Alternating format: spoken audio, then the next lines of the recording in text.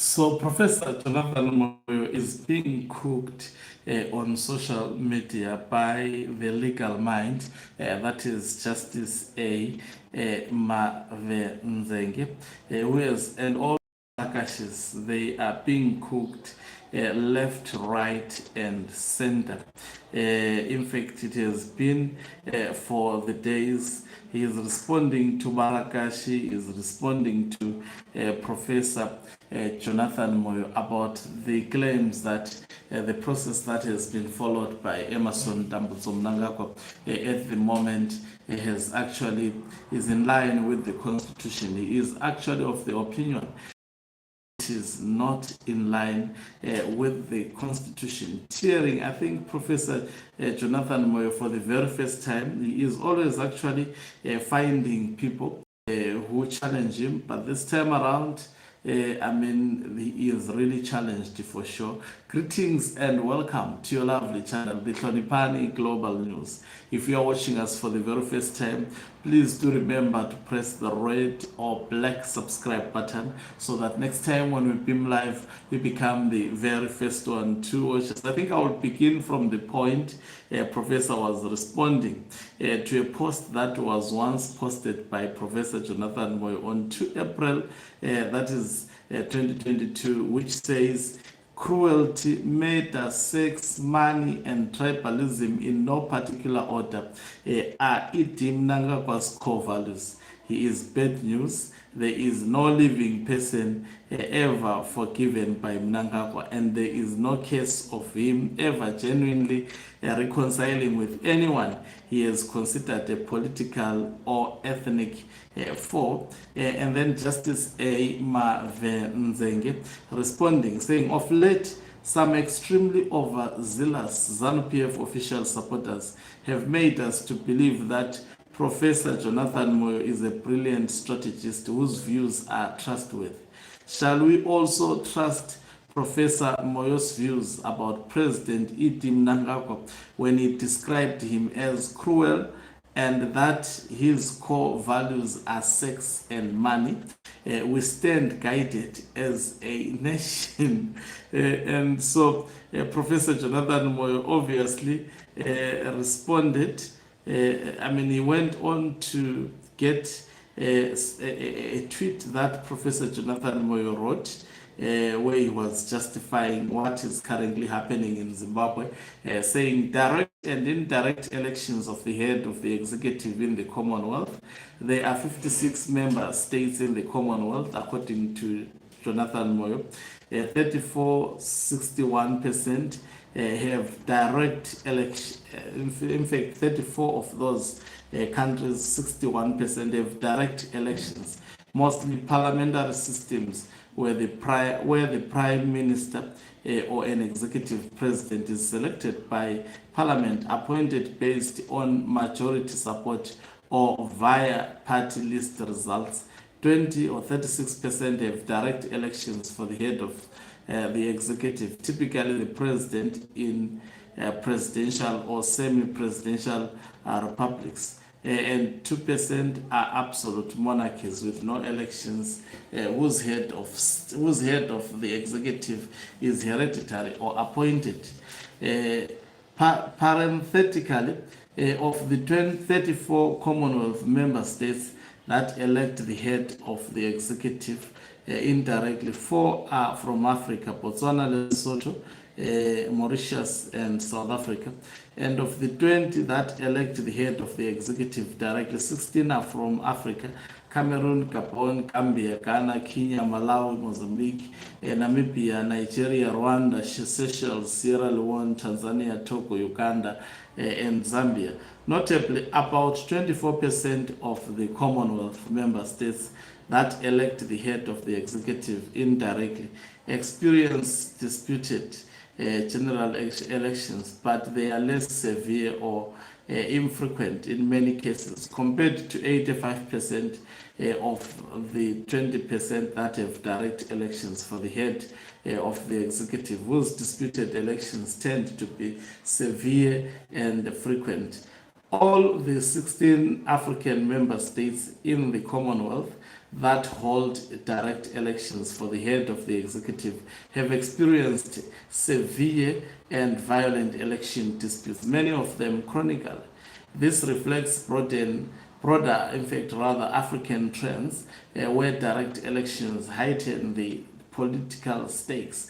These election disputes are often recurring due to factors like weak institutions, permanent election modes, and high polarization in the direct presidential elections, amplified by ethnic or regional tensions, divisions, and illegal regime change schemes instigated by some Western powers. One of the members of the Commonwealth, India, which indirectly elects its head of the executive, is widely recognized as the largest democracy in the world, with a population of 1.48 billion, often in contrast with the United States, that has a population of 342 million, which is conventionally said to be world's modern democracy, with its president elected indirectly by 538 electors drawn from each state according to congressional representation.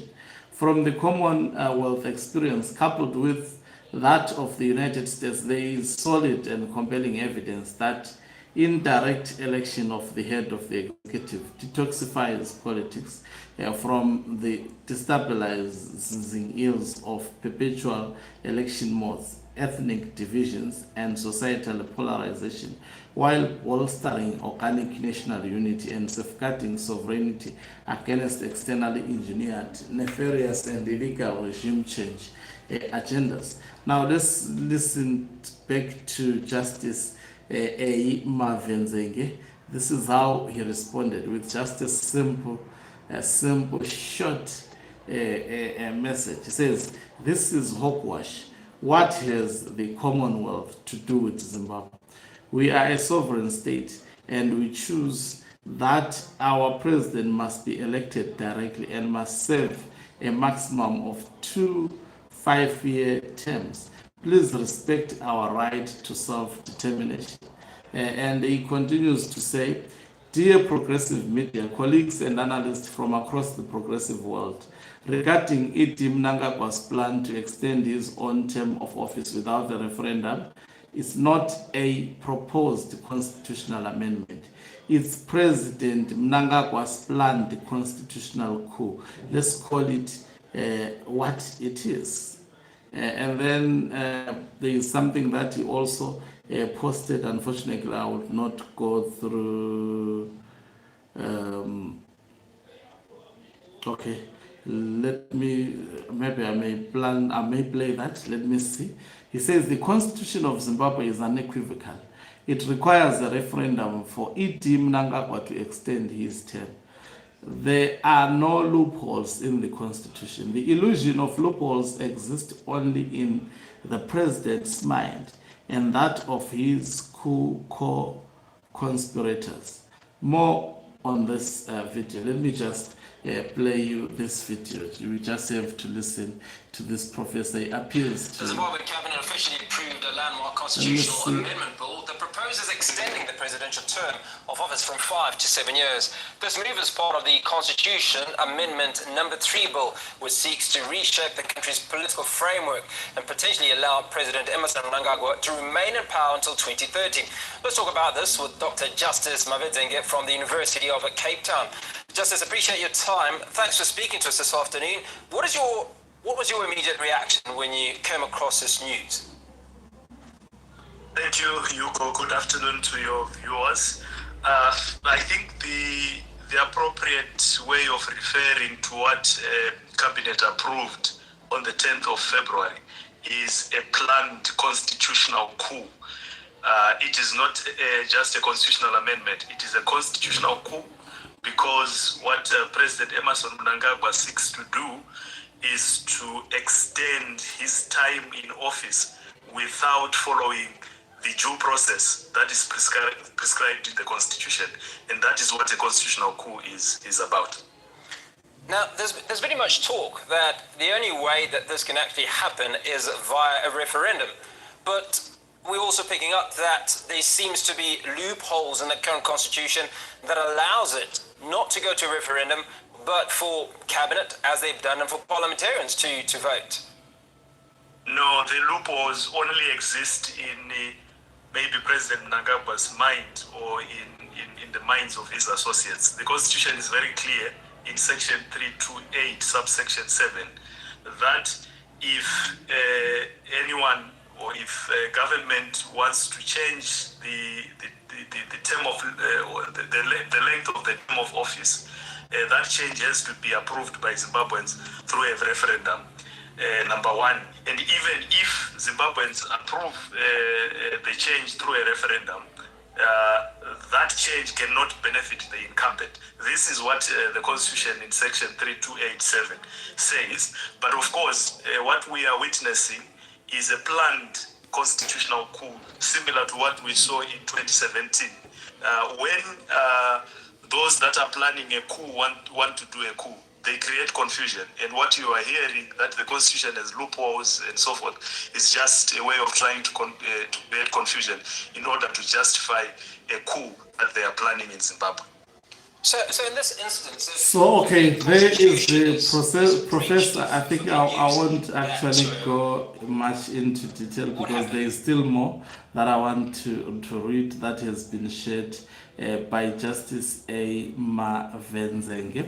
And then he responded also to a Murakashi, that is Kudzai Mutisi, who said the issue of a referendum was properly and thoroughly addressed by a prominent lawyer last year.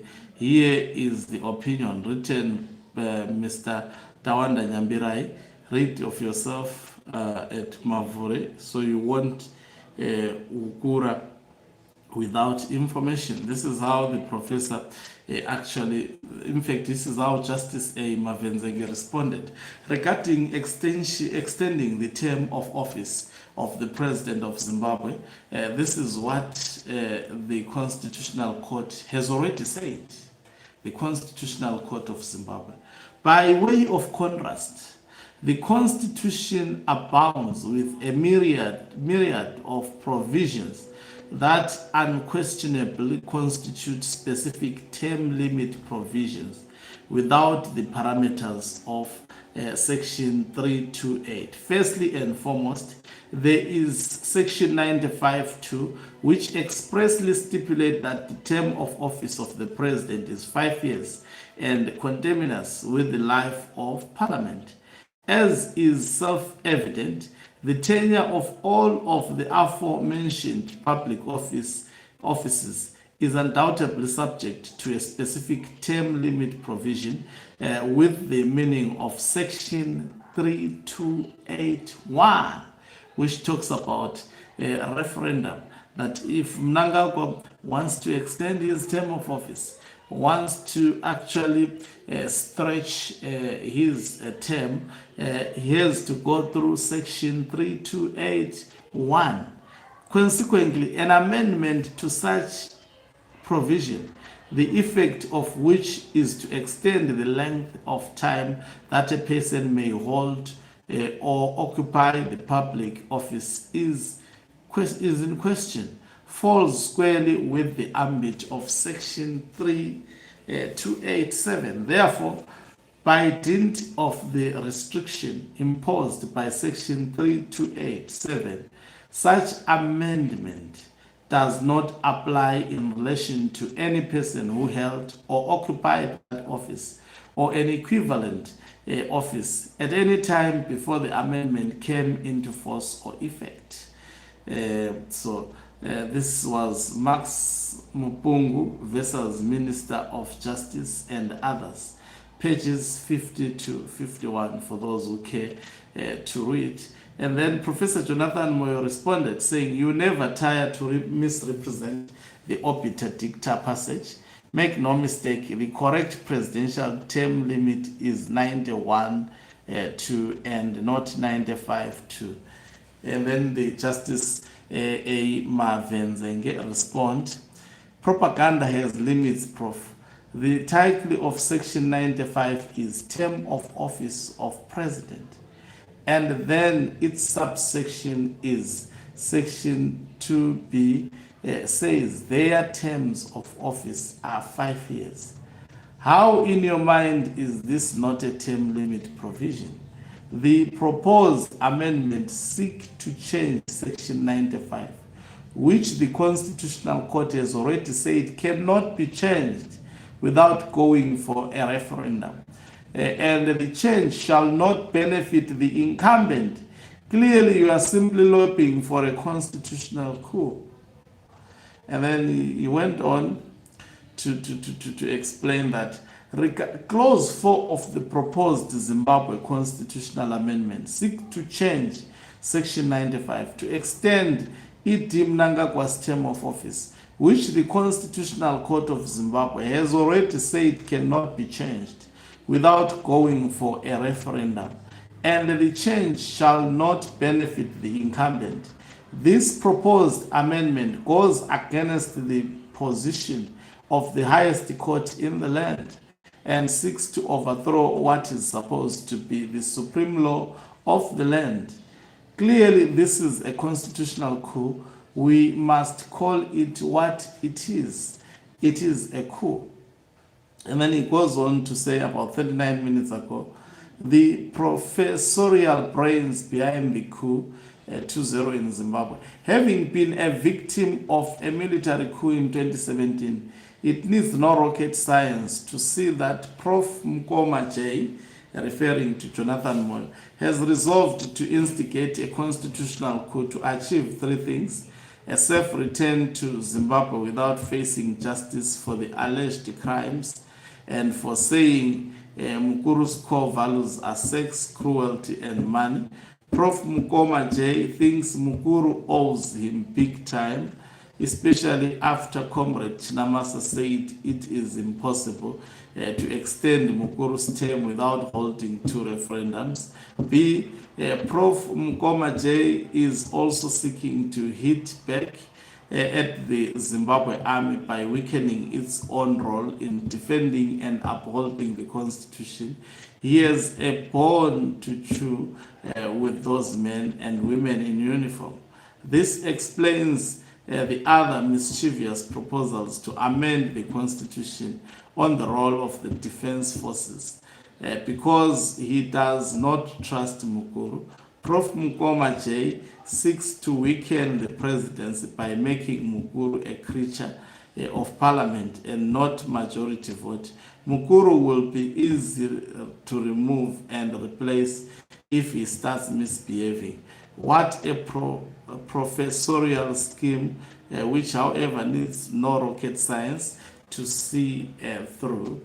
So that is his opinion. I've actually shared my opinion regarding why Professor Jonathan Moyo is so busy with the issues of constitution in Zimbabwe. You can check on the other live podcast I shared extensively, and I believe it will make sense after all this has cleared up. Thank you very much for watching us. If you're watching us for the very first time, please do remember to press the red or black subscribe button so that next time when we beam live, you become the